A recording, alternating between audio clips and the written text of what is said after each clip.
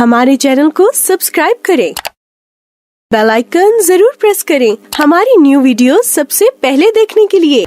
जी welcome viewers, मैं हूं आपका होस्ट रेमन पैट्रिक और आज हमारे साथ मरूफ advocate high court Tabassum Yusuf साहिबा मौजूद हैं, जो कि एक सामाजिक कारकुन भी हैं और हमारी क्रिश्चियन कम्युनिटी में एक हमारे लिए हमारा फ़ख्र हैं, जो हर जगह लम्हा व लम्हा अपनी क्रिश्चियन कौम की बेटियों के लिए और कोई भी इंसिडेंट हमारी क्रिश्चियन कम्युनिटी से या हिंदू कम्युनिटी से जो मिनॉरिटी से रिलेटेड होता है उसमें ये अपनी खिदमात को हमेशा पेश रखती हैं।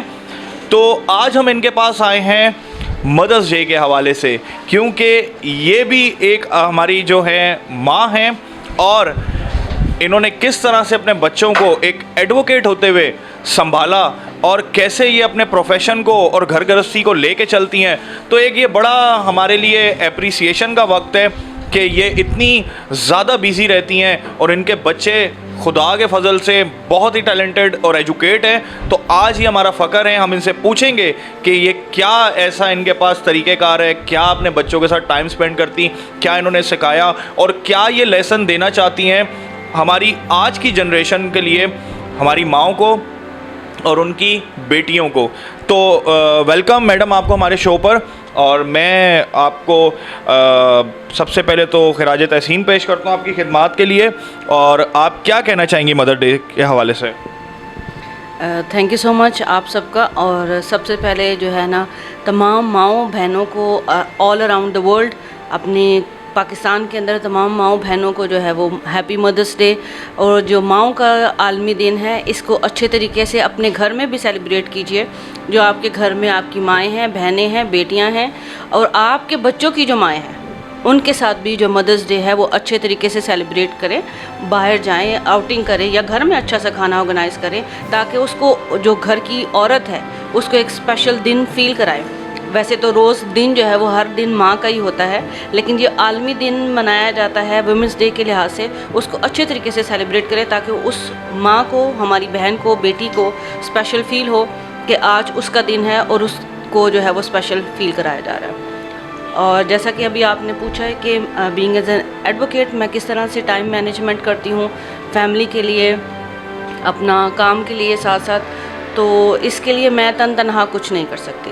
क्योंकि अगर आपका लाइफ पार्टनर जो है वो अगर आपके साथ प्रॉपरली हर जगह पे ना खड़ा हो, आपके काम को आपको रिस्पेक्ट करके, वो आपके काम को और आपको रिस्पेक्ट के साथ साथ प्यार को जो है वो मोटिवेट करे कि हाँ आपने इस तरह ये जो काम करना है, ये जो खिदमत करनी है, इसमें जाना है। तो इसी तरह से मेरी पर्सनल कैपेसिटी में मेरे हस्बैंड जो है हामिद रॉबर्ट, उनकी वजह से मैं अपना प्रोफेशनली और घरेलू ज़िंदगी जो में है उसमें कामयाबी की वजह से जो है वो है सारा क्रेडिट और सहरा जो है वो उनको जाता है। क्योंकि अगर इन केस जैसे रात बरात अगर हमें बाहर निकलना भी पड़ता है तो वो मेरे हस्बैंड जो हैं, इवन दो वो मेडिसिन की फील्ड से हैं, लेकिन फिर भी वो अपना टाइम इस तरह से हम दोनों मैनेज करते हैं कि हम अपने बच्चों के साथ होते हैं। क्योंकि ये मेरा मैसेज आज आलमी दिन जो माँ का है, उस हर माँ को भी है कि हर माँ और बाप की ज़िम्मेदारी है, सिर्फ माँ की नहीं, हर वालिदैन की ज़िम्मेदारी है कि वो अपने बच्चों के साथ हेल्दी टाइम स्पेंड करें। क्योंकि जब आप हेल्दी टाइम स्पेंड करते हैं तो आप बच्चों के साथ कम्युनिकेट कर पाते हैं। जब आप कम्युनिकेट करते हैं तो आपको जो लूप होल्स हैं वहाँ दूसरा और कोई दाखिल नहीं हो पाता। तो यही मेरी रिक्वेस्ट है आप सबसे भी कि इस माँओं के दिन को, आलमी दिन को अच्छे तरीके से सेलिब्रेट करें, उसको फूल पेश करें और उसके साथ अच्छा खाना सेलिब्रेट करें। बीइंग एज, और मेरा जो हमारी न्यू जनरेशन है उसको ये मैसेज है कि आप सिर्फ टीचिंग की जॉब के लिए नहीं आए।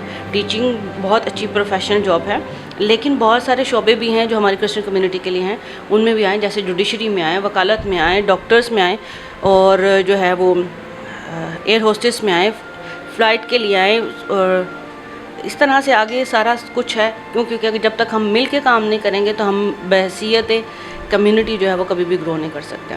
मैडम मैं आपसे ये पूछना चाहूँगा कि आजकल जो सीन और सिनेरियोज़ जो मार्केट के अंदर रोनुमा हो रहे हैं हमारे समाज में, हमारे इस माशरे में, पे दर पे फोर्स कन्वर्जन के और जबरी मज़हब तब्दीली के जो वाक़यात होते हैं, और मोस्टली उसमें कहीं ना कहीं हमारी तरबियत में, हमारी जो है वो अपनी जो घर का माहौल होता है उसमें इस तरह का कुछ ना कुछ ऐसी गलतियाँ, ऐसी खामियां होती हैं कि जिस वजह से ऐसे वाक़यात रोनुमा होते हैं। तो इस लिहाज से आप क्या मैसेज देंगी माओं को स्पेशली कि कैसे वो अपनी बेटियों को लेकर चलें?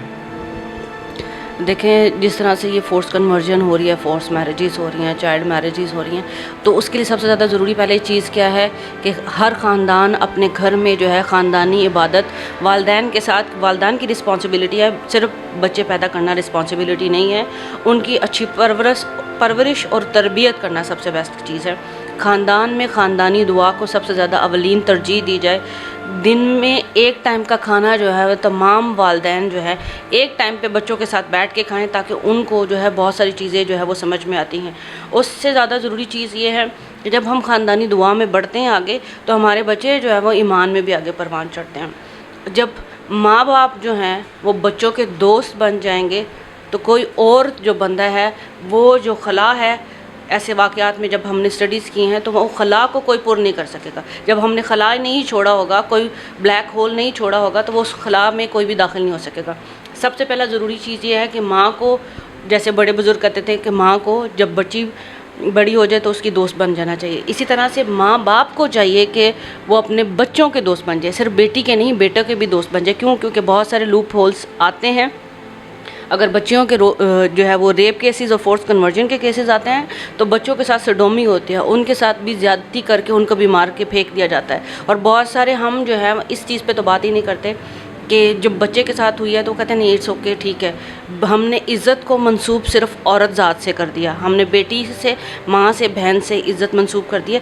इज़्ज़त उस बच्चे की भी उतनी है जब उसके साथ बदफेली होती है। तो खुदारा वालिदैन की ये रिस्पॉन्सिबिलिटी है, इस रिस्पॉन्सिबिलिटी को उतने ही अपने बच्चों को टाइम दें और क्वालिटी टाइम दें, क्योंकि जो बहुत ज़्यादा ज़रूरी है। जैसे आपने मुझसे पहले भी पूछा था कि तो मैडम मैं आपसे ये पूछना चाहूँगा कि आपने जो है वो बुनियादी तालीम जो है वो कौन से शहर से हासिल की? बेसिकली जो मेरा ताल्लुक़ जो है जेहलम से है, और मैंने अपनी एजुकेशन और प्रोफेशनल एजुकेशन, इवन अपना लॉ जो है वो पंजाब से ही कंप्लीट किया है। अपना ग्रेजुएशन वहाँ से किया है गवर्नमेंट लॉ कॉलेज जेहलम से, और जो है LLB जो मैंने किया है वो पंजाब यूनिवर्सिटी जेहलम से ही एफिलेटेड कॉलेज है, वहाँ से किया है। और फिर उसके बाद आफ्टर मैरिज जो है मैंने अपनी प्रैक्टिस और जो लाइसेंस है वो सिंध में ही प्रैक्टिस किया है, और मेरा एडवोकेट ऑफ हाई कोर्ट जो है वो भी एज ए लाइसेंस जो है वो सिंध से ही है। तो मैडम कितना अरसा हो गया आपको वकालत की फील्ड में? मुझे लाइसेंस लिए हुए 10 साल हो चुके हैं, और वकालत की फ़ील्ड में मैं 12 साल से हूँ। और मैडम मैं ये भी जानना चाहूँगा कि आपके बच्चे कितने हैं? जी, मेरे 2 बच्चे हैं, एक बेटी है, एक बेटा है, शुक्र खुदा। तो ये मतलब वकालत का शौक़ आपको कैसे हुआ? वकालत का शौक़ मुझे इस तरह से था क्योंकि जब छोटे होते थे तो मैं बहुत सी चीज़ों को पिन पॉइंट करके कहती थी ऐसे नहीं, इस चीज़ को ऐसे होना चाहिए। और मुझे ड्राफ्टिंग करने का बहुत ज़्यादा अच्छा शौक़ था, क्योंकि हमारे एरियाज़ में कुछ लोग ऐसे थे जिनको कुछ चीज़ों की लिखने के लिए ज़रूरत होती थी, तो मैं उनको हेल्पिंग हैंड पे जो हेल्प करती थी। तो और ये चीज़ें जो है वो आपको घर से जो आहिस्ता आहिस्ता डेवलप होती हैं। तो फिर जो है मैंने लॉ किया, तो फिर इस तरह से मैं लॉ की फील्ड में आई थी। तो एक बीइंग अ लेडी होते हुए कभी आपको सोशल इश्यूज़ के अंदर आप क्रिमिनल इश्यूज़ में आती हैं और बहुत सारी मतलब दुश्मनी का भी आपको सामना करना पड़ता है, तो क्या कभी आपको डर नहीं लगा? देखिए, जब प्रोफेशन कोई भी हो, चाहे वो वकालत है, तो इसमें तो ख़तरात होते हैं, लेकिन बीइंग एज ए मसीही और फॉलोअर ऑफ जीसस क्राइस्ट जो है वो थ्रेट्स तो हैं, लेकिन हमारा भरोसा खुदावंद यीशु मसीह पर है। मेरा ज़ोर भी वो है, मेरी ताकत भी वो है, तो उन थ्रेट्स को हम ओवरकम कर सकते हैं। क्यों? क्योंकि हम कुछ गलत काम नहीं करते। हम लाइफ में आपके जो कहते हैं कि इंसान का मेंटर होता है, उसको कायम रखकर रोल मॉडल होता है, तो आपकी लाइफ में आपके रोल मॉडल कौन है? मेरी अगर सबसे ज़्यादा फैमिली में सबसे पहले रोल मॉडल आए जो है मेरा बड़ा भाई है Mubeen Shahid. He is a professor. उसने जो है वो PhD की है फ़िलासफ़ी में, वो वेटिकन में प्रोफेसर हैं। और हम अगर आगे आए हैं तो क्योंकि मैंने क्यों कहा कि हर वालिदैन को जो है वो अपनी फैमिली में एजुकेशन के लिए ज़रूरी है काम करना, क्यों? क्योंकि अगर एक बंदा फैमिली में से आगे जाता है तो वो बाकी सबको भी कहता है कि आप आगे आएँ। तो हमारी फैमिली में सबसे पहले मेरा बड़ा भाई, क्योंकि जिन्होंने मुझे बोला था कि आप, क्योंकि मुझे एक्चुअली जब पंजाब में आपको पता है कि ये कल्चर नहीं है कि वकालत में लड़कियां आएँ, लड़कियों को इतना ज़्यादा फोकस नहीं किया जाता कि वो इस तरफ आएँ। तो मुझे परमिशन भी जो है वो मेरे बड़े भाई ने अब्बू से बोल के फिर परमिशन ली थी। तो फिर मुझे परमिशन मिली थी कि आपने LLB करना है, क्योंकि जेहलम के अंदर कोई इतना बड़ा कॉलेज था नहीं। तो मुझे वहाँ से फिर परमिशन मिली और उसमें जो क्रेडिट है वो फादर JJ एडवर्ड को भी जाता है। क्यों? क्योंकि उनकी वजह से जो है मेरे अब्बू ने और मेरे बड़े भाई प्रोफेसर डॉक्टर मुबीन शाहिद की वजह से मुझे परमिशन मिली और मैं आज जो यहाँ पे खड़ी हुई हूँ। इसमें एक और अगर मैं नाम ना लूँ तो वो बेजा होगा, क्योंकि मेरे हस्बैंड हामिद रॉबर्ट, क्योंकि जब मैं वकालत में हूँ, प्रैक्टिकली फील्ड में हूँ, तो मैं कॉन्टीन्यूसली काम कर पा रही हूँ बिकॉज ऑफ हिम। क्योंकि अगर वो मुझे प्रॉपरली काम करने नहीं देते, रिस्पेक्ट नहीं करते, वो कहते कि नहीं ठीक है आप घर में बैठो, आप घर बच्चों को देखो।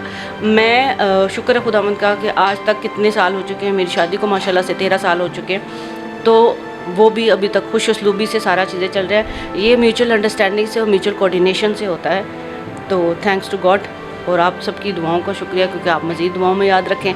और मेरा आज के दिन माओ से ये भी रिक्वेस्ट है कि इंस्टेड ऑफ दैट कि हम अपनी बेटियों को 8-8, 10-10, 12-12 लाख का जहेज़ दें, आप उनको पढ़ाएं, उनको एजुकेशन दें, उनको प्रोफेशनल एजुकेशन दें, जो सबसे ज़्यादा ज़रूरी है। क्योंकि जब हमें कहा जाता था तो मेरी फुप्पो जो है खुदा उनको जन्नत नसीब करे, वो कहती होती थी हम अपने बच्चों को वो जेवर दे रहे हैं जो इनके पास से कभी भी कोई छीन नहीं सकता।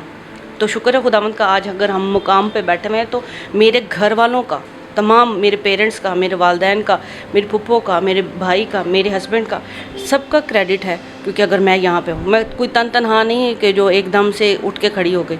तो बीइंग एज ए सोसाइटी हमें अपने घर की माँ को, बेटी को, बीवी को, बहन को जो है वो रिस्पेक्ट देना है।